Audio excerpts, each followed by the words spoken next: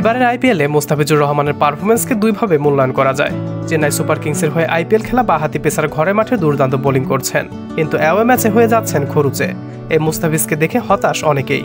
গতকাল লখনৌ সুপার জায়ান্টসের মাঠে আতিথ্য নিয়েছিল চেন্নাই সুপার কিংস। মহেন্দ্র সিং ধোনির 9 বলে অপরাজিত 28 রানে 6 উইকেটে 176 রানের চ্যালেঞ্জিং স্কোর করেছিল চেন্নাই, কিন্তু তাদের বোলারদের দুর্বল পারফরমেন্সে 8 উইকেটের জয় নিশ্চিত করে লখনৌ। তবে এই ম্যাচে বোলিং ছাড়াও মুস্তাফিজ আলোচনায় এসেছেন অন্য আরেকটি কাণ্ডে। চেন্নাইয়ের বোলিং ইনিংসের 11তম ওভারের ঘটনা। এই ওভারে বোলিং করতে আসেন রবীন্দ্র জাদেজা। এই ওভারের 5ম বলে জাদেজার করা ডেলিভারিটি ব্যাটিং প্রান্তে থাকা KL রাহুল গ্যাপ শট খেলেন, আর সেই বলটি 2 ফিল্ডারের মাঝ দিয়ে বাউন্ডারি লাইনের দিকে চলে যায়। এরপর বলের পেছনে দৌড়াতে থাকেন তুষার দেশপান্ডে এবং মুস্তাফিজুর রহমান। অবশ্য শেষ পর্যন্ত মুস্তাফিজুর রহমান বলটি বাউন্ডারি হওয়া থেকে আটকাতে পারেননি। বলটি 4 হয়ে যায়, আর যাতে করে মেজাজ হারিয়ে মুস্তাফিজকে গালি দিয়ে বসেন রবীন্দ্র জাদেজা। তিনি চেয়েছিলেন বলটি যেন ডাইভ দিয়ে মুস্তাফিজ ধরে ফেলেন, কিন্তু মুস্তাফিজ কোনো ডাইভ দেননি।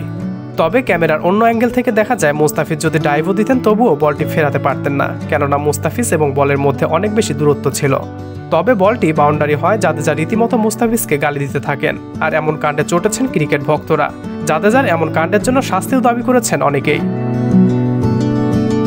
অবশ্য এই ম্যাচে মুস্তাফিজুর রহমান ছিলেন নিষ্প্রভ।